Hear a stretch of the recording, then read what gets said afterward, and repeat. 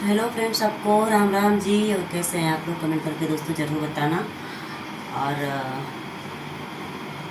आप लोग बताइए, आप लोग का तबीयत पानी कैसा है दोस्तों। उम्मीद करते हैं कि आप लोग अच्छे ही होंगे, स्वस्थ होंगे, मस्त होंगे दोस्तों। और एक बहुत ही दुख की बात है दोस्तों, बहुत दुख की बात है। जैसा कि हम लोग दोस्तों सोशल मीडिया पे काम करते हैं, तो चाहे इंसान कहीं का भी हो, चाहे कोई भी लेडीज़ हो, तो दोस्तों एक दुख तकलीफ़ होता है, चाहे वो सिस्टर कहीं की भी हो।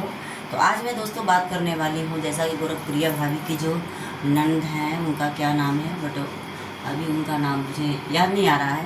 तो दोस्तों जैसा कि उनका हम लोग वीडियो देखते हैं, तो उनका वीडियो दोस्तों देखने के बाद इतना तकलीफ़ हुआ है, मैं बता दूँ दोस्तों। वो कहीं गए थे, उनका जो हस्बैंड हैं गोरखप्रिया के, मतलब जो नंदोई जी हैं, तो उनकी जो नंद है, उनका मैं वीडियो देखी हूँ, तो बहुत काफ़ी वो परेशान थी।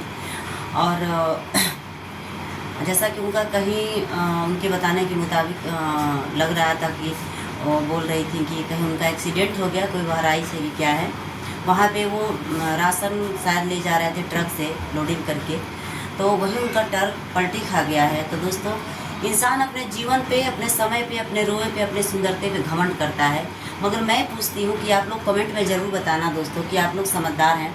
हम लोग किसके ऊपर घमंड कर सकते हैं दोस्तों?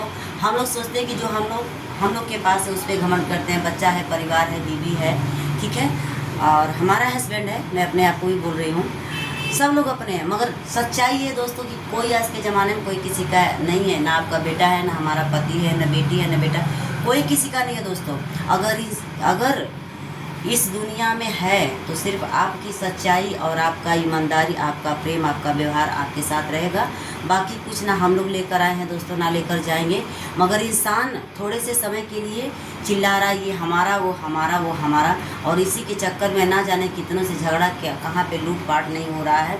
और आप बताइए दोस्तों कि इतना सारा बंगला गाड़ी जिसका है, हम लोग तो एक नॉर्मली हैं, और जिसका इतना सारा है, क्या कोई ले गया है कि ना ले जा रहा है? फिर भी इतना सब देखते हुए भी इंसान का आँख नहीं खुल रहा है। इंसान किसी को धमकिया रहा है, किसी को गाली दे रहा है, किसी को झूठ बोल रहा है, क्यों?